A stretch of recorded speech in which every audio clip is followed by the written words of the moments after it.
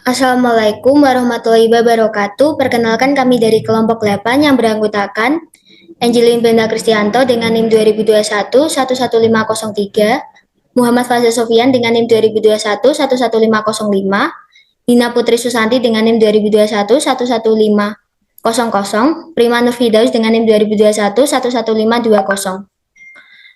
Kami akan mempresentasikan hasil kerja dari kelompok kami yang berjudul Komunikasi dan Pengambilan Keputusan Organisasi.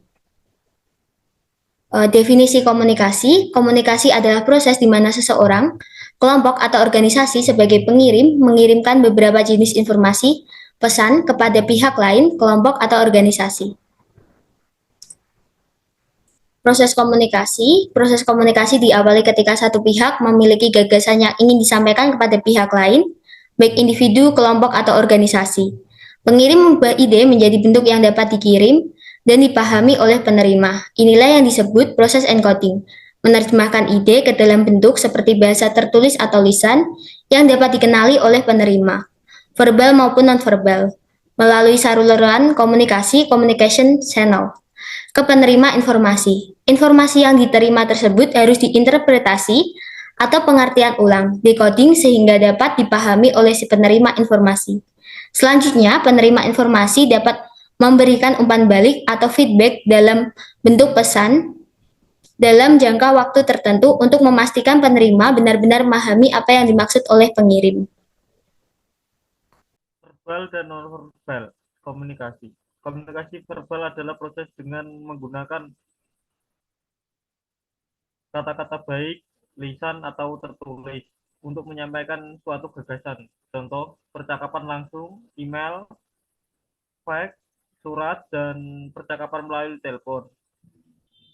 Komunikasi nonverbal adalah proses penyampaian gagasan tanpa menggunakan kata-kata. Contohnya, bahasa tubuh, mimik wajah, isyarat lainnya.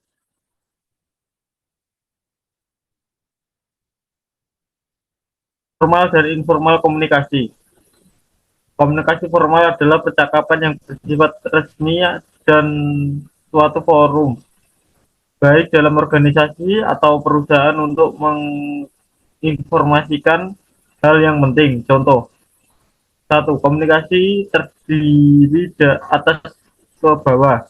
Orang-orang di tingkat organisasi yang lebih tinggi kepada mereka yang berada di tingkat rendah, seperti komunikasi supervisor ke bawahan.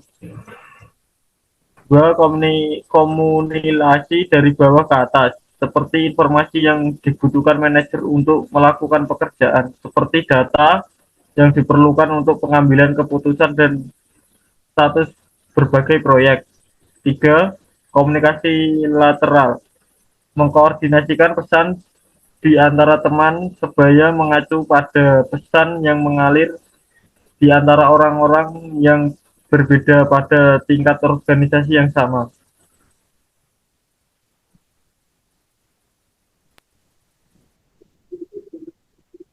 Komunikasi informal adalah percakapan tidak resmi antara individu yang tidak berkaitan dengan organisasi atau perusahaan. Contoh, percakapan antar rekan kerja sesama karyawan di jam makan siang. Yang kedua, percakapan pribadi antar individu. Adapun yang ketiga, percakapan di dalam keluarga. Next.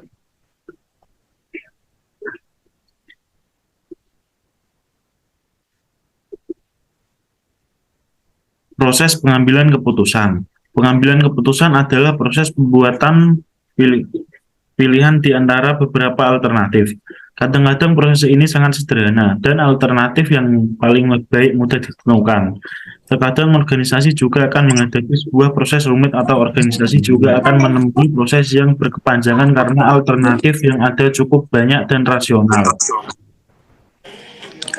Menurut model analitis pengambilan keputusan adalah proses multilangkah di mana 1. Masalah diidentifikasi, 2. Tujuan solusi adalah didefinisikan, 3. Prediksi dibuat atau yaitu keputusan tentang bagaimana membuat keputusan, 4. Alternatif yang dihasilkan, 5. Alternatif tersebut dievaluasi, 6. Sebuah alternatif dipilih. 7.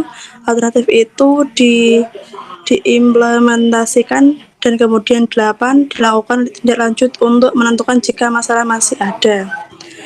Jenis-jenis pengambilan keputusan yaitu ada 4. 1.